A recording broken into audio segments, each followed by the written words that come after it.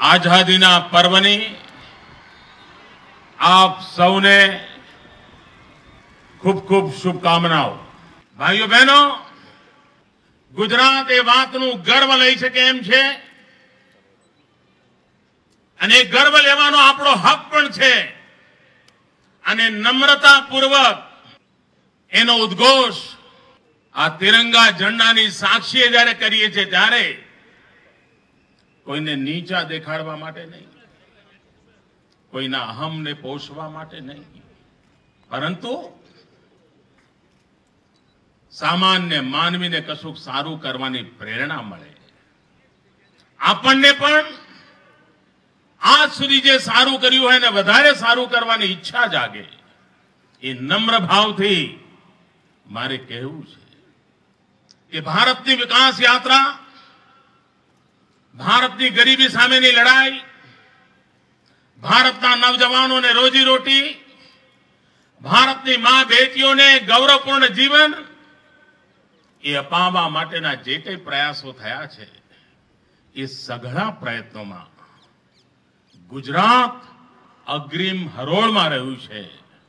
જેમ સ્વરાજ્યના આંદોલનનું નેતૃત્વ ગુજરાતની ધરતીએ કર્યું, બાપુ અને સરદારે કર્યું, એ જ રીતે સુરાજ્યના આંદોલનનું નેતૃત્વ પણ 5.5 કરોડ ગુજરાતીઓએ કર્યું છે અને દેશની સમસ્યાઓના સમાધાન માટેના રસ્તા આ ગુજરાતે બતાવ્યા છે। ગુજરાતે સ્થિતિ પલટી છે। એમાં 21મી સદીનો આ પહેલો દશકો સાચ અર્થમાં ગૌરવપૂર્ણ દશકો બન્યો છે, સ્વર્ણિમ દશકો બન્યો છે। ગુજરાતની સ્થાપના થઈ 9 પંચવર્ષીય યોજનાઓ પહેલા ગઈ। 9 પંચવર્ષીય યોજનાઓની અંદર કુલ આયોજન 47,000 કરોડ રૂપિયાનું હતું। 10મી પંચવર્ષીય યોજનાની જવાબદારી મારે માથે આવી। 9 પંચવર્ષીય યોજનાનો સરવાળો હતો 47,000 કરોડ રૂપિયા। 10મી પંચવર્ષીય યોજનાનો લક્ષ્યાંક હતો માત્ર 10મી પંચવર્ષીય યોજનાનો 52,000 કરોડ રૂપિયા। ભાઈઓ બહેનો, આ દેશના પ્રધાનમંત્રી, આ દેશની દિલ્હીની સરકાર 4% કૃષિ વિકાસ દર થવાનું સપનું સાકાર થાય એના માટે લાલ કિલ્લા પરથી તિરંગા ઝંડાની સાક્ષીએ દેશને અપીલ કરે છે। જ્યારે બીજી બાજુ આપણું ગુજરાત, આપણું ગામડું, આપણો કિસાન એણે એટલો પુરુષાર્થ કર્યો, પરિશ્રમ કર્યો કે 21મી સદીનો પહેલો દશકો 2001 થી 2010 ગુજરાતે કૃષિ વિકાસ દર 9% કરતા વધારે કરીને સમગ્ર દેશને દિશા બતાવી છે।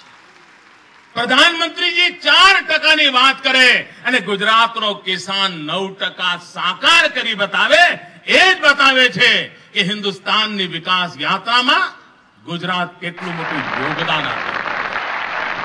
ભાઈઓ બહેનો, દુઃખની બાબત છે કે એક તરફ કૃષિ વિકાસ દરની ચર્ચા ચાલતી હોય, મોંઘવારીના કારણે ગરીબ માનવી પીસાતો હોય, મધ્યમ વર્ગનો માનવી પણ મહિનાનો તાળો મેળવી ન શકે એવી જિંદગી જીવવા માટે મજબૂર બન્યો હોય, ત્યારે અન્નના ભંડાર સડી રહ્યા હોય, લાખો ટન અનાજ સડી રહ્યું હોય અને લાલ કિલ્લા પરથી દેશના પ્રધાનમંત્રીનો વેદનાનો એક શબ્દ સાંભળવા ન મળે ત્યારે ઘા પર મીઠું ભભરાવાની પરિસ્થિતિ પેદા થતી હોય છે। કાશ દેશના પ્રધાનમંત્રીએ મોંઘવારીની સામે લડવા માટેનો કોઈ કાર્યક્રમ ઘોષિત કર્યો હોત, સડી જતા અનાજને બચાવવા માટેની કોઈ યોજના બનાવી હોત, કૃષિ ઉત્પાદન માટે ખેડૂતોને શું મદદ મળી શકે એની કોઈ ચર્ચા કરી હોત, સિંચાઈની કોઈ યોજનાઓની વાત કરી હોત, તો દેશને આજે 15મી ઓગસ્ટ જુદી રીતે ઉજવવાનો આનંદ મળે। એનર્જી સેક્ટર સંકટમાં ઘેરાયેલું છે ત્યારે ગુજરાત દેશનું પેટ્રો કેપિટલ બન્યું છે અને ગુજરાત જ્યારે દેશનું પેટ્રો કેપિટલ બન્યું છે ત્યારે ગુજરાત એવું રાજ્ય છે કે જેણે દેશને પંડિત દીનદયાળ ઉપાધ્યાય પેટ્રોલિયમ યુનિવર્સિટી આપી છે। મિત્રો આજે સમગ્ર વિશ્વની જે ઉત્તમ પેટ્રોલિયમ યુનિવર્સિટીઓ છે એની સાથે હજુ હમણાં તાજી જન્મેલી પેટ્રોલિયમ યુનિવર્સિટીએ પોતાની જગ્યા પ્રાપ્ત કરી છે। ગુજરાત શિક્ષણની બાબતમાં સેન્ટર ફોર એક્સેલન્સનું સ્થાન પ્રાપ્ત કરે એ દિશામાં પ્રયાસ આવી રહ્યો છે અને સૌરાષ્ટ્ર યુનિવર્સિટી એ પોટેન્શિયલ વર્લ્ડ ક્લાસ યુનિવર્સિટી બની શકે એવા તારણો જ્યારે નીકળ્યા છે ત્યારે હું સૌરાષ્ટ્ર યુનિવર્સિટીના સૌ નેતૃત્વ કરનાર મિત્રોને અને યુવાન મિત્રોને અંતઃકરણપૂર્વક અભિનંદન આપું છું।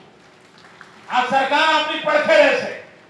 અગર સૌરાષ્ટ્ર યુનિવર્સિટી આ યુનિવર્સિટી વિશ્વની ઉત્તમ યુનિવર્સિટીને હરોળમાં ઉભી રહેવા માટે જો મથામણ કરતી હશે તો રાજ્ય સરકાર પૂરી શક્તિથી એને પ્રોત્સાહન આપશે, મદદ કરશે, એની પડખે રહેશે અને વિકાસની નવી ઊંચાઈઓને પામશે। યુવાન મિત્રો, આપણે વાંચે ગુજરાત અભિયાનને ઉપાડ્યું છે, આપણે પર્યાવરણની રક્ષાનું અભિયાન ઉપાડ્યું છે, આપણે પ્લાસ્ટિક મુક્ત કેમ્પસની ચિંતા આદરી છે, આપણે સમયદાન આપવાની આલેખ જગાવી છે। આપણું ગુજરાત વધુ સુખી થાય, વધુ સમૃદ્ધ થાય એના આટલા ટૂંકા ગાળામાં શિક્ષણની આલેખ જગાવી 14 જેટલી નવી યુનિવર્સિટીઓ અને એ પણ દુનિયાને અચરજ થાય એવી યુનિવર્સિટીઓ।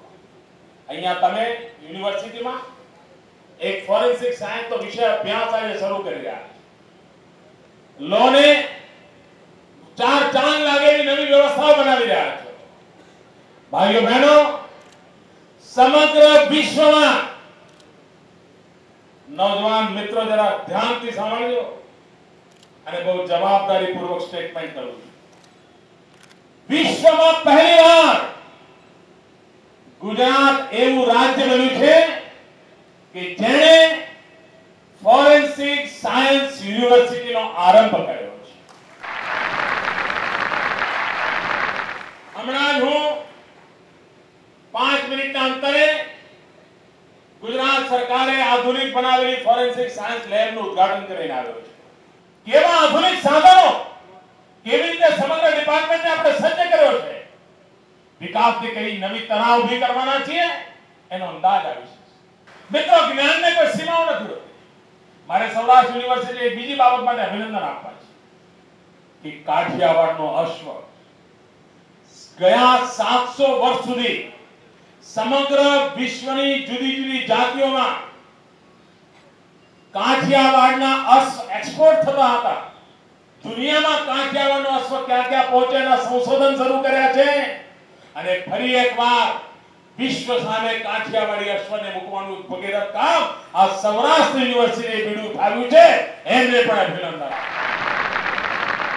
તમને જાણીને આશ્ચર્ય થશે ભાઈઓ, આજે ખેડૂતો યુરિયાના ખાતર માટે થઈને યુરિયા મેળવવા માટે તલસી રહ્યા છે।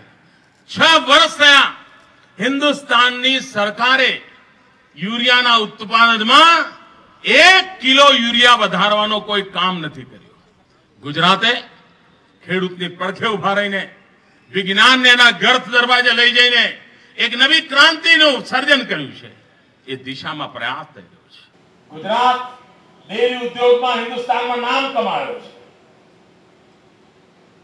પશુપાલન ગુજરાતના ગામડાના વિકાસમાં એક મહત્વનું પરિબળ બન્યું છે। એનો ઉછેર આધુનિક થાય અને એના માટે પહેલીવાર એક અલગ કામધેનુ યુનિવર્સિટીનું નિર્માણ આ રાજ્યની ધરતી પર કરવામાં